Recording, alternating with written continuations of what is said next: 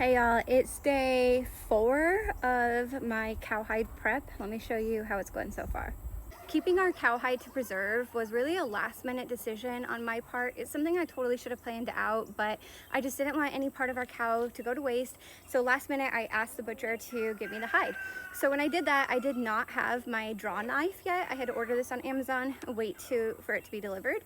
If I would have had this on day 1 when I got the hide and it was still really wet and moist, I would have been able to use this to really get in there and scrape off all of the extra meat and the fat and the membrane. But because I didn't have this, I just relied on a regular knife. This is part of a butchering knife set that I've had for a couple of years that we use when we do our chickens and our pigs. And I just have a little handy dandy knife sharpener here. And so this has been working out just fine. It's obviously a lot slower of a process to flesh a whole cowhide with this instead of this.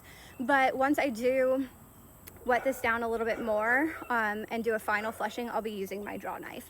But I'm fighting against really hot, humid South Carolina weather. We've had a ton of rain, and so it's been really hard to keep this thing from not spoiling. I was really worried about bacteria forming and spoilage would of course ruin the whole hide and have hair slip. So my main priority was to get it clean and to go ahead and cut off as much of the extra meat and fat as possible and get this thing salted so that way it would dry out and not spoil. So I've been keeping it lightly salted for day 1, day 2, and then yesterday was day 3, and I did a heavy salt last night after I was confident that I had fleshed off all the stuff that absolutely needed to be fleshed off. Here's what it was looking like last night when I finished day 3.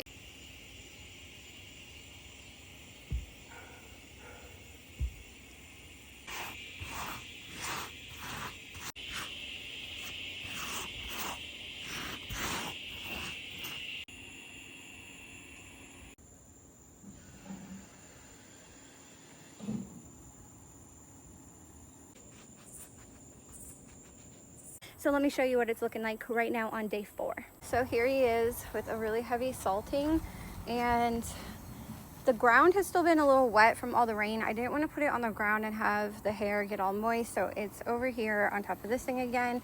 And I didn't want these parts hanging down, so I just folded them over flesh to flesh with a ton of salt underneath where I needed to.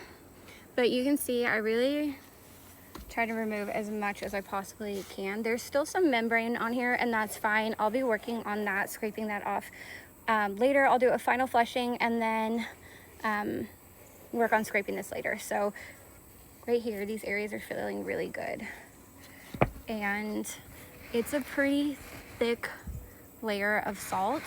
And so right now I'm just looking for any wet spots, which it really feels like it's drying out really good. I'm not seeing a ton of wet spots. The top part still feels a little bit damp, and I don't want that. But like right here, you can see that's definitely a little more damp than these parts. So I'm gonna continue to get rid of any areas that feel wet and just brush it off, and then do another salting. And tonight will be 24 hours. I'm gonna let it sit for another 24 before I go ahead and take this off. And then I'm leaving for Arizona for a week on Wednesday. So I need to get this thing put away and stored until I get back, and then I can start the whole tanning process. This is my first time trying to tan any kind of hide, so it's a total learning process, but it's one I'm really actually enjoying. Should I have taken on a ginormous cowhide for my first experience? No, I should have absolutely done something smaller, but it's okay. It's gonna make it that much more worth it when I have this beautiful hide as a rug or something for our home, and I'm really excited about it. So that's an update on how day 3 and day 4 went. Oh, and this is the salt that I have been using that I got at Tractor Supply. It's just fine salt, stock salt, and there is no, it's non-iodized, and there's no minerals or anything added, so it works really great to just pull out all of that moisture from my hide. And you can see this mess down here. All that stuff is cayenne pepper, black pepper, and chili powder that I put down here all around the hide, because I didn't want the raccoons coming out last night. And then I even put a camera up there so I can make sure that no raccoons jumped on this last night.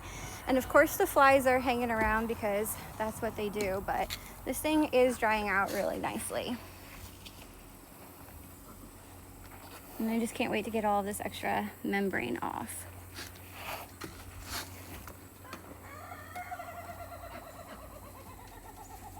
All right, that's all. Hope you all have a wonderful Sunday.